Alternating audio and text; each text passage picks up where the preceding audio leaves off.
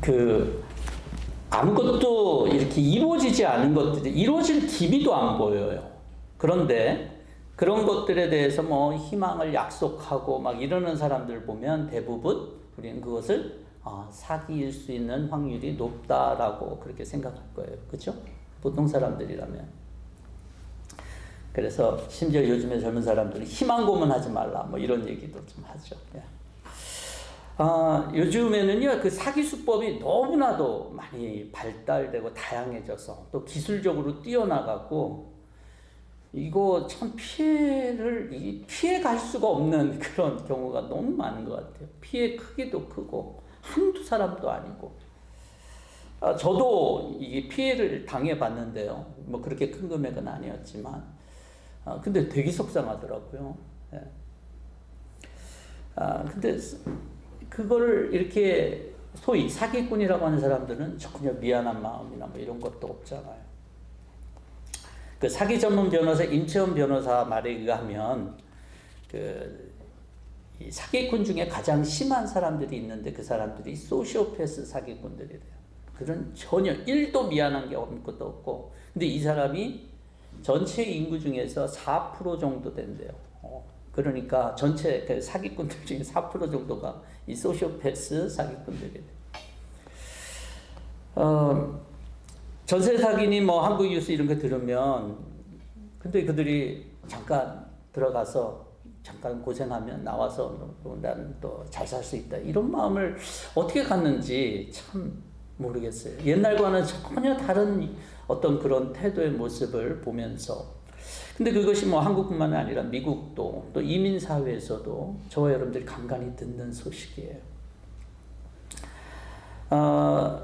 거기까지는 아니어도 내가 믿는 사람들에게 어떤 사기까지는 아니어도 실망을 당하거나 그러면 그 사람이 전혀 생각하지 못했던 그런 행동들을 하게 된다면 우리는 사람 만나는 것이 싫어질 거예요. 잠언에 보면요, 28장에 악인이 일어나면 사람들은 숨어버린다 그래요. 악인들이 득세를 하잖아요. 그러면 정상적인 그런 사람들은 없어진 것 같다는 거예요. 그래서 이 의의 기준이 무너지고 올바른 기준이 무너지고 바른 기준이 무너져서 이민사회든 한국사회든 미국사회든 간에 이런 일들이 정말 많아지는 것을 굉장히 바라보면서 굉장히 속상한 것 같아요. 성경에 보면요, 당장 일어날 것이 아닌데도 약속하는 분이 있어요. 지금 보면 당장 일어나지 않아요. 아무런 기미도 안 보여요. 근데 그것을 약속하시는 분이 있어요. 누굴까요? 없습니까? 네. 하나님이 그래요. 하나님이 지금 당장 일어날 일이 아닌, 일어날 기미도 안 보여요. 그런데 하나님은 미래를 약속하시고 하나님의 백성들과 언약하시고 그래요. 오늘 말씀의 제목은 그때가 오면인데요. 제목만 보면 무슨 종말론 그런 설교 같지만 사실 전혀 관련 없다고도 할 수는 없어요. 그때를 보면 14절에 그날, 15절에 그때 그 시각, 16절에 보면 그때, 이 모든 의미가 비슷한 걸로 3번이나 반복하고 있어요. 그런데 그때 내용은 뭐냐면 이스라엘 가문과 유다 가문에 속한 그 복된 약속을 이루어줄 그날이 오고 있다라고 기록하고 있어요. 그러니까 이스라엘과 유다에 속한 약속이 이루어지는 날이 바로 그날, 그때, 그 시각 이런 뜻이잖아요. 근데 지금 당장 그 일이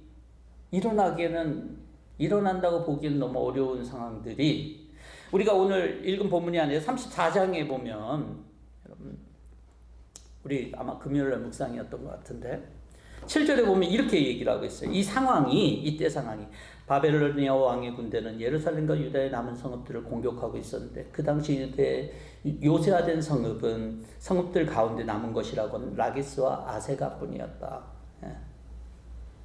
이 상황에서 하나님이 이스라엘 가문과 유다 가문에서 약속된 그 복된 약속을 이루어줄 날이 오고 있다라고 하는 게 여러분들이라면 어떻게 받아들여질까요? 저와 여러분들이 그 시대에 간다라면 그 이스라엘 백성들에게 이 말씀은 과연 어떻게 받아들여질까요? 오늘 이 33장 전체 프레이즈 중에서 저와 여러분들이 가장 좋아하는 약속의 말씀이 있다면 아마 33장 3절일 거예요. 33장 3절은 이렇습니다. 내가 나를 부르면 내가 너에게 응답하겠고 내가 모르는 크고 놀라운 비밀을 너에게 알려주겠다. 이렇게 얘기해요. 굉장히 희망스럽지 않아요? 오늘 14절과 더불어서 굉장히 희망스럽죠. 아마 처음 이야기를 듣는 이 이스라엘 백성들이 이해할 때는 아마도 하나님께서 이 바벨론 사람들을 물리쳐 주시거나 이 말씀 그대로만 받아들인다면 물리쳐 주시거나 아니면 새로운 특별한 지도자가 나타나서 다윗과 같은 지도자가 나타나서 또는 모세와 같은 지도자가 나타나서 하나님이 이스라엘 백성들의 이 나라의 처지 환경들을 바꿔줄 거라고 아마 생각하기 쉬웠을 것 같아요. 그 말씀은 없지만 백성들이 어떤 생각을 갖고 있는지는 성경이 얘기하고 있지 않지만 상상을 해보면 그렇지 않았을까요? 더군다나 17절과 18절에 보면 다윗의 왕권이 끊이지도 않고 레위 제사장직이 끊이지 않겠다라고 얘기를 하고 있어요. 근데 상황은 어떻다고요? 왕은 있지만 시드기야 왕은 있지만 왕이 아니에요. 심지어 여호와긴과 이 시드기야 왕은요 형제가 아니에요. 원래 왕은 어떻게 받아야 돼요? 아들이 받아야 되잖아요. 근데 아들이 세울 왕이 없는 거예요. 그래서 형제가 받은 거예요. 그런데 그렇다는 얘기는 왕권을 이어줄 사람이 없는데 하나님은 지금 다윗의 왕권이 이어져 갈 거라고 얘기를 하잖아요. 여러분 이제 성전이 무너질 거예요. 하나님께서 성전 무너질 거라고 분명히 얘기했어요. 그리고 바벨론이 들어와 갖고 성전을 무너뜨렸어요. 일부를. 그럼 무너질 거예요. 그런데 레위 사람들이 성전이 없으면 레위 사람들은 뭐를 이루는 거예요? 잡을 잃어버리는 거예요. 잡을. 레위 사람들이 뭘 해요? 성전이 없는데. 근데 레위 사람들이 끊이지 않는다라고 얘기를 하네요.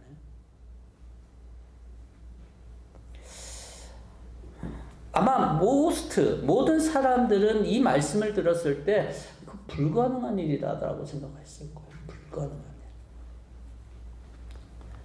이 상황에서 여러분들이 하나님 말씀을 믿기 쉬울까요? 어려울까요? 당연히 어렵습니다. 불가능한 일을 가능하다고 말하는 사람도 있어요. 누구라고요? 사기꾼들. 그럼 하나님은 사기꾼인가? 하나님의 말씀을 대언하는 사람들 또는 예레미야가 당시로서는 예레미야인데 사기꾼들이라고 생각을 했어요. 이스라엘 백성들. 그래서 예레미야를 감옥에 넣고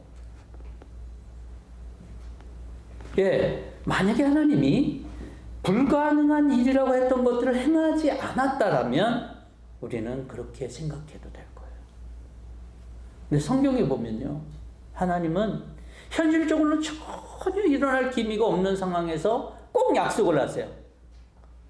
그것도 불가능한 상황 가운데 약속하시고 놀라운 것은 그것을 이루셔요. 그래서 그건 사기가 아니에요. 아담과 하와에게 약속합니다. 여자의 후손이 뱀의 후손을 칠 거래요. 여러분 좀 전에 아담과 하와는 어떤 상황이었죠? 뱀으로 인해서 자신의 모든 운명이 바뀌었어요. 근데 뱀의 여자의 후손이 그것도 자기 아내 하와까지가 인버브가 됐던 거예요. 근데 여자의 후손이 뱀 후손을 칠 거다.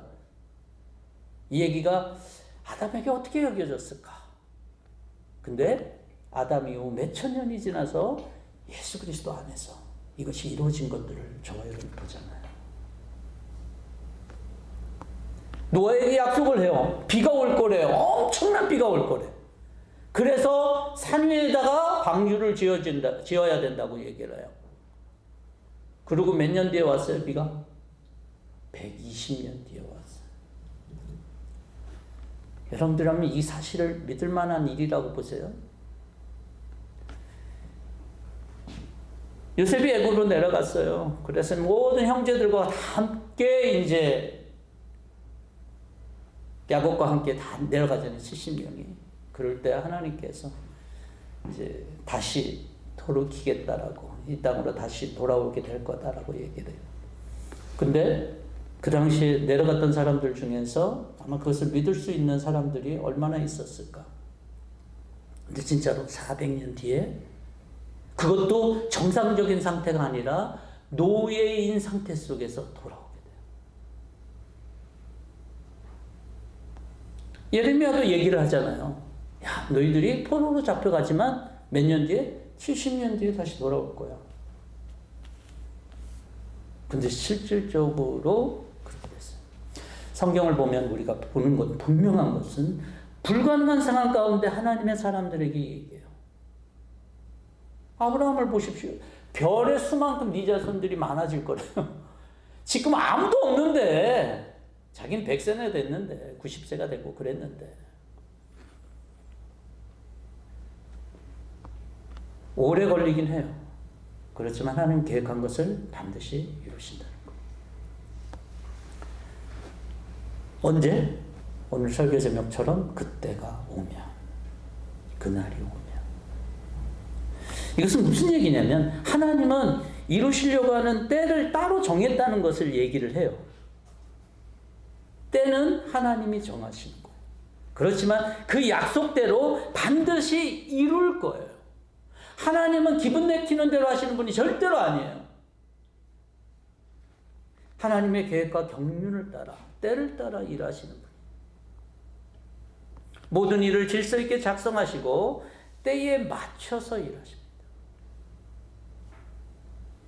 그래서 하나님의 약속을 받는 저와 여러분들은 하나님이 약속을 이루실 거야. 다만 그날이 오면, 그때가 오면 하나님이 정하신 때를 인정하고 우린 그때를 인내하고 기다리는 것이 저와 여러분들한테 필요할 거예요. 하나님의 말씀을 받고 하나님의 역사 속에 있었던 수많은 믿음의 사람들은 당장 일어날 것들이처럼 하나님이 말씀을 하시지만 당장 일어날 수 없는 상황 가운데서 그들이 믿음으로 그것을 받았고 바라며, 히브리서 11장에 보면 바라며 기다렸다라고 얘기를 하고 있습니다. 아까 말한 애굽에서 400년 종살이는요, 그들이 회복될 거라고 약속하셨어요. 성경에 보면 예레미야에게도 70년 이렇게 기한을 정해진 것도 있어요. 근데 아까 말씀드렸던 아브라함이나 아담이나 언제라고 시간을 정하지 않은 때도 있어요. 그러니까 때를 정해서 이렇게 말하는 부분은 굉장히 레어해요. 굉장히 적어요. 대부분 근데 때가 되면 하나님이 그것을 이루신다.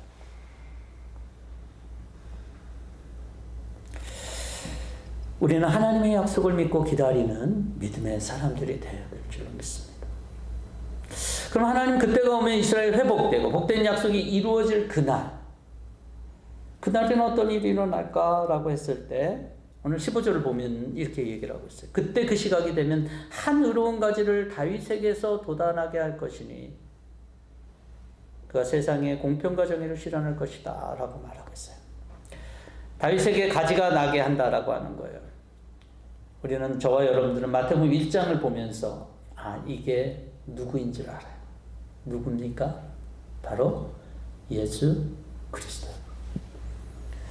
다윗의 한 의로운 가지는 바로 예수 그리스도예요. 그분이 그날이 오면 하나님께서 행하실 마스터 플랜이에요. 하나님의 계획이에요, 이게. 예수 그리스도, 다윗의 의로운 가지인 예수 그리스도를 통해서 이스라엘을 회복하고 이스라엘에게 복을 주고자 하는 그런 것이 하나님의 마스터 플랜이에요.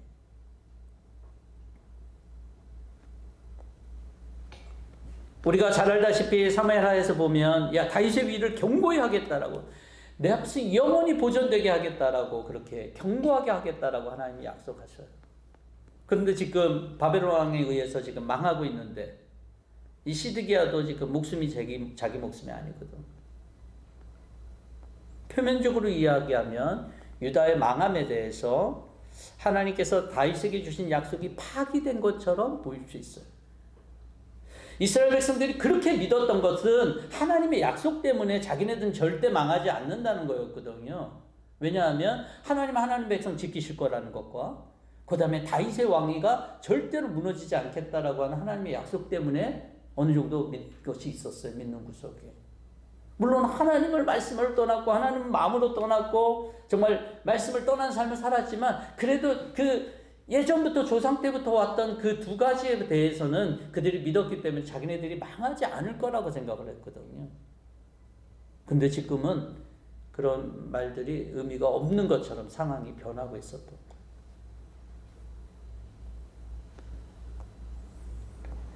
어떻게 보면 우리가 일반적으로 생각하면 바벨론에 의해서 다윗의 왕가는 무너진 거예요. 완전히 없어진 거예요. 그런데 완전히 없어졌다라고 하는 다윗의 왕가를 끈질기게 생명력 있게 하나님께서 그것을 지키고 계셨다는 거예요. 여러분들이 마태복음을 많이 아실 거예요. 맨 처음부터 신약성경 읽으려면 마태복음 1장부터 읽어야 되니까 누가 누굴 낳고 누가 누굴 낳고 누가 낳고. 바벨론 이후에도 계속적으로 누가 누구를 낳고 있었어요. 그 명맥을 누가 유지했을까요? 하나님이 유지한 거예요.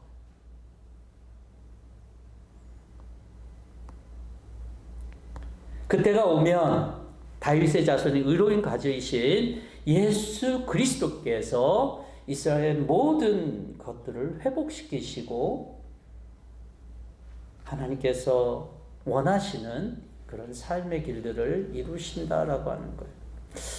여러분, 그럼 이건 이스라엘 백성들에게만 국한될까요? 이스라엘 백성에게만 국한된다라면 우리는 예수님 당시의 상황을 잘 알잖아요. 우리가 마가복음 성경을 통해서 예수님 당시의 상황을 잘 알잖아요. 예수님은 어떻게 됐어요? 십자가에 달려 돌아가셨잖아요. 그러면 이게 하나님의 말씀대로 이스라엘 백성들이 회복된 거예요? 저는 그렇게 볼 수 없습니다. 하나님의 이 말씀은 누구를 위한 걸까요? 의로운 가진 예수 그리스도를 믿는 자들에게 하나님께서 회복을 허락하실 것들을 지금보다도 훨씬 전에 몇천 년 전에 하나님께서 약속하신 말씀이에요. 근데요, 놀라운 것은 이 약속을 믿는 자들마다 하나님의 약속이 이루어진다는 거예요. 예수를 믿을 때 어떤 일이 일어나냐면 하나님과 우리의 관계가 회복이 되고 내 삶 속에 있는 모든 절망적인 상황들과 내 마음의 사정까지도 하나님은 바꾸신다는 말이에요. 예수 그리스도를 통해서. 예수님을 만나지 않는 한 모든 인생의 회복은 없습니다. 목사님, 교회 다니는 사람들 보면요, 다 예수를 믿는 것 아닙니까? 그런데 늘 부족한 것처럼 또 너무 우울하고 너무 힘들어하고 때로는 너무 욕심도 너무 많이 부리고 뭐 평안도 없는 것 같고 불안해 보이는 것 같고 그게 예수를 믿는 사람들의 그 모습인가요? 잘 이해가 되지 않나요? 그렇게 얘기할 수 있을 거예요. 그러면 결론은 뭐예요? 예수님의 하나님의 말씀이 잘못된 거예요? 아니면 예수님이 잘못된 거예요? 뭐가 잘못된 거예요? 하나님의 말씀이 맞다라면 그런 사람들은 예수님을 만나지 않을 거예요. 적어도 그들 마음속에 지금 예수님이 마음의 중심에 있지 않다는 것은 분명해요. 하나님의 말씀이 맞다.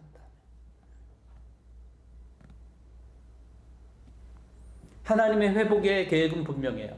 그때가 되면 의로운 가진 예수 그리스도를 통해서 우리를 회복시켜 주신다는 거예요. 우리를 바꾸신다는 거예요.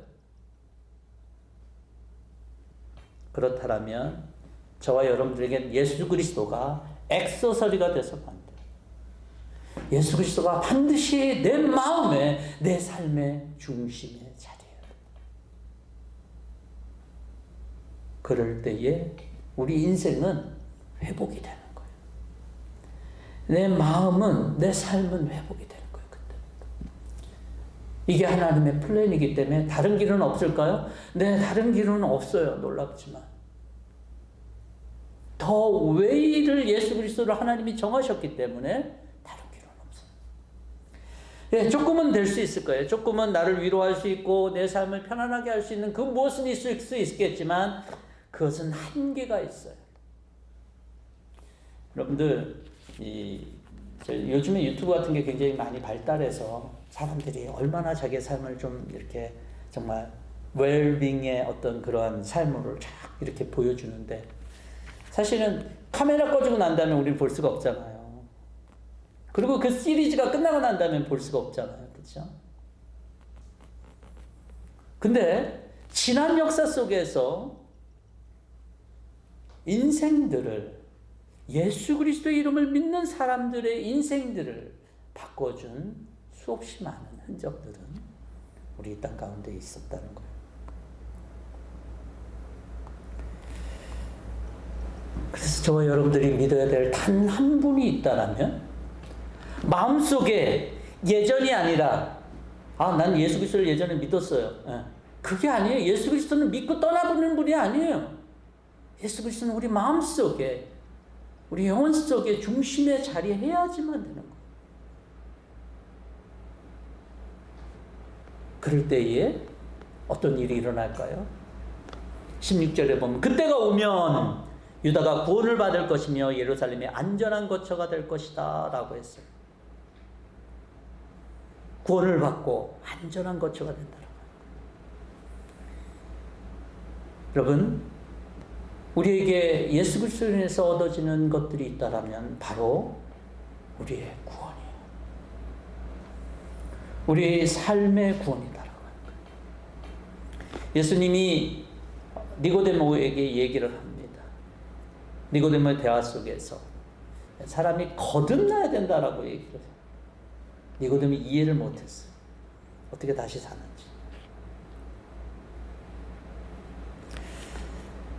중요한 거는 거듭나는 것도 생명이 다시 태어나는 거예요. 생명이에요, 생명. 그렇기 때문에 생명은 있었다 없다 무슨 스위치처럼 껐다 놨다가 아니잖아요. 예수 그리스도를 믿게 됐을 때 있는 내 생명이 계속적으로 내게 있는 거잖아요.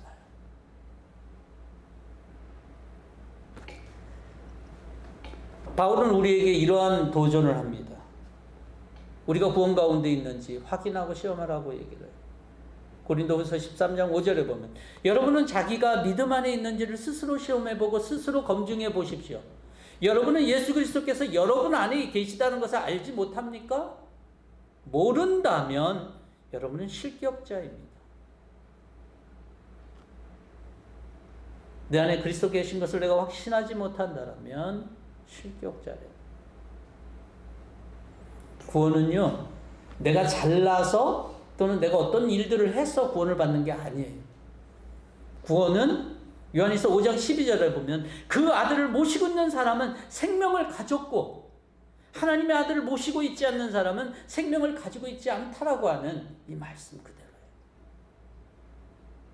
예수님을 내주하는 이 확신을 갖는 것이 바로 구원의 확신인 거예요. 저와 여러분이 잘 아는 말씀 있잖아요. 요한복음 3장 16절에 보면 이렇게 얘기를 하고 있어요. 하나님께서 세상을 이처럼 사랑하셔서 외아들을 주셨으니 이는 그를 믿는 사람마다 멸망하지 않고 영생을 얻게 하려는 것이다. 17절에서 하나님께서 아들을 세상에 보내신 것은 세상을 심판하시려는 것이 아니라 아들을 통하여 세상을 구원하시려는 것이다. 아들을 믿는 사람은 심판을 받지 않는다. 그러나 믿지 않는 사람은 이미 심판을 받았다.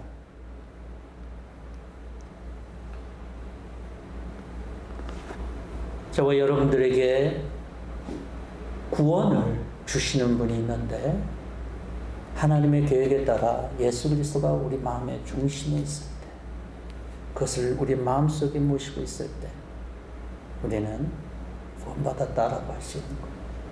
근데 그것은 스위치처럼 껐다 켰다 아니에요. 생명이 싹 튀어지면 계속적으로 그 생명이 자라게 되는 것입니다. 또 그때가 오면 예루살렘이 안전한 거처가 된대요. 지금 예루살렘은요 안전한 곳이 아니거든요.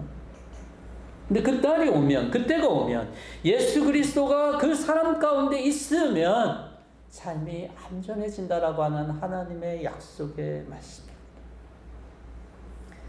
피난처가 안전하려면 누군가든 무엇이든 보호해줘야 돼요. 그래야지 피난처죠. 이번에 그 MS 크라우드처럼 기술이 안전한 게 아니구나라고 하는 것을 우리가 좀 깨닫잖아요. 그날이 오면 주님이 우리의 엄브렐라가 돼야 돼요. 저와 여러분들의 삶을 지켜주시는 분, 안전하게 해주시는 분은 바로 예수 그리스도이십니다.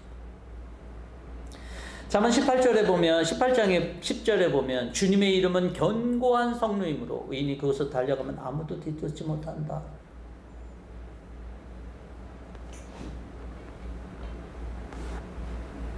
예수님의 엄브렐라 안에서 우리가 무엇을 하고 있는가를 한번 살펴보시길 바랍니다. 예수님을 피난처로 하고 있다는 것은 바로 예수님이 다윗의 의로운 가지인 왕이셔야지만 되고, 나의 왕이셔야지만 되고, 내가 주님을 내 왕으로 섬기고 바라보고 믿고 살아갈 때 주님은 우리의 피난처가 되실 거예요. 왕이신 예수님을 알고는 있지만 세상의 엄브렐라를 쓰면서 살아가고 있는 것, 그것은 안전한 게 아니에요. 그건 왕으로 예수님을 믿고 따라가는 것이 아니기 때문에 그래요. 여러분, 이스라엘 백성들의 입장에서 이 예루살렘이 안전한 거처가 된다는 것은 요원한 그런 일 같아요. 의미가 없는 말일 수가 있어요. 내일이라도 바벨론이 쳐들어와서 뺏어가면 죽게 되는 거니까. 그래서 아마 하나님의 말을 믿을 수 없는 여러 가지 이유들이 그들에게 많았을 거예요. 하나님 바벨론이 이랬고, 지금 먹을 것도 없고, 지금 왕도 시들하고, 어떤 리더십도 없고, 모든 군대도 없고, 하나님 이 속에서 이 하나님의 말씀을 믿으라고요? 그럼 저와 여러분들은 어떻습니까? 예수님을 믿고 하나님의 말씀을 믿는 데 있어서 저와 여러분들에게도 수십 가지의 그런 이유들이 있지 않을까요? 하나님, 이거는 이래서 하나님 말씀 믿을 수 없고, 하나님 지금 처지를 보세요. 제 상황을 보세요. 하나님 믿을만 합니까? 여러분, 그렇지만 그들이 그 처한 환경 속에서 단 하나의 선택이 있다면 그것은 믿어야 된다라고 하는 거예요. 저와 여러분들 아마 예수를 믿지 못할, 예수님을 나의 왕으로 섬기고 왕으로 그렇게 인정하며 살아가야 되는데 그러지 못한 여러 가지 이유가 있을 수도 있어요. 각자마다 다 다르겠죠. 하지만 하나님을 예수 그리스도를 왕으로 믿고 왕으로 섬기고 나의 피난처로 섬기는 사람들에게 하나님께서는 안전한 거처를 약속하십니다. 그것을 믿던 안 믿던 이스라엘 백성들이 그랬던 것처럼 그 결과에 대해서는 우리 자신이 책임져야겠죠. 전 분명하게 확신하는 것이 있어요. 예수님이 우리의 왕이시고 우리를 지켜주실 것이라는 것. 나라든 개인이든 가정이든 교회든 여러분들에게 피난처가 필요하시다라면 예수님을 여러분들의 피난처로 삼을 수 있기를 바랍니다. 저는 우리 교회가 지금 아까 전에 여기 해프만 있을 때 좀 썽하더라고요. 예. 양 집사님 좀 빨리 오세요. 예. 왜냐하면 예배를 딱 시작하는데 이게 좀 지금은 그래도 양쪽으로 좀 고루 있으니까. 근데 제가 뭘 말씀드리고 싶냐면 우리가 작은 교회잖아요. 그렇지만 우리 모든 한 사람 한 사람이 예수 그리스도를 온전히 믿고 예수 그리스도가 우리 왕인 것을 확신하며 그리스도의 그런 피난처됨을 믿음으로 확신하며 우리가 살아간다면 하나님의 약속이 우리 교회를 온전하게 하실 거라고 합니다. 여러분들 가정에 문제가 있잖아요. 그러면 여러분들이 예수님께 달려가시길 바라요. 하나님이 약속한 게 있잖아요. 그 약속을 절대로 지키실 분인 것을 믿고 의지하면서 여러분 하나님 앞에 나갈 수 있기를 바라요.